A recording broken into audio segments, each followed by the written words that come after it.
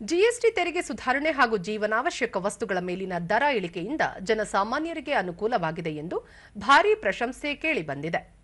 ಕ್ರಾಂತಿಕಾರಿ ನಿರ್ಧಾರ ತೆಗೆದುಕೊಂಡಿದ್ದಕ್ಕಾಗಿ ಪ್ರಧಾನಿ ನರೇಂದ್ರ ಮೋದಿ ಹಾಗೂ ಕೇಂದ್ರ ಹಣಕಾಸು ಸಚಿವೆ ನಿರ್ಮಲಾ ಸೀತಾರಾಮನ್ ಅವರನ್ನು ಜನತೆ ಅಭಿನಂದಿಸಿದ್ದಾರೆ.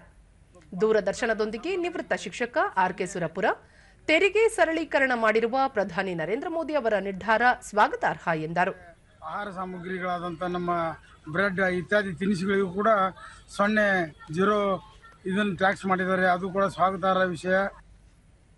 ಅಗ್ನಿಶಾಮಕ ದಳ ವಿಭಾಗದ ನಿವೃತ್ತ ಅಧಿಕಾರಿ ಚಂದ್ರಕಾಂತ ಮುಂದಿನ ದಿನಗಳಲ್ಲೂ ಜಿಎಸ್ಟಿ ಕುರಿತು ಇದೇ ರೀತಿ ಸರಳೀಕರಣ ಮಾಡುವ ಮೂಲಕ ಜನರಿಗೆ ಮತ್ತಷ್ಟು ಅನುಕೂಲ ಮಾಡಿಕೊಡಲಿ ಎಂದರು. ಜಿಎಸ್ಟಿ ಬಹಳ ಒಳ್ಳೆಯದಾಗೈತ್ರಿ. ಇದೇ ತರ ಮುಂದೆ ಆ ತರ ಮಾಡ್ಕೊಂಡು ಹೋಗ್ಲಿ ಅಂತ ನಮಗೂ ಇನ್ನು ಸಲ್ಲಿಸ್ತಾ ಇದೆ. ಅವರಿಗೂ ಅವರು ಸೀತಾರಾಮನ್ ನಮ್ಮ ಎಲ್ಲ ರಾಜ್ಯ ಸರ್ಕಾರ ನಿವೃತ್ತ ರಾಜ್ಯ ಸರ್ಕಾರ ನೌಕರರಿಂದ ಧನ್ಯವಾದಗಳು. ಸ್ಥಳೀಯರಾದ ಮಹೇಶ್ ಬಿದನೂರು ಪ್ರಧಾನಿ ಅವರ ಕೊಡುಗೆ ಶ್ಲಾಘನೀಯ ಎಂದರು. ಜಿಎಸ್ಟಿ ತೆಗೆದುಬಿಟ್ರೆ ಕೇಂದ್ರ ಸರ್ಕಾರದವ್ರು ಮಧ್ಯಮ ವರ್ಗ ಮತ್ತು ಕಡು ಬಡವರಿಗೆ ಬಹಳಷ್ಟು ಇದು ಜಿಎಸ್ಟಿ ಕಮ್ಮಿ ಮಾಡೋದು ಬಹಳಷ್ಟು ಅನುಕೂಲ ಆಗೈತಿ.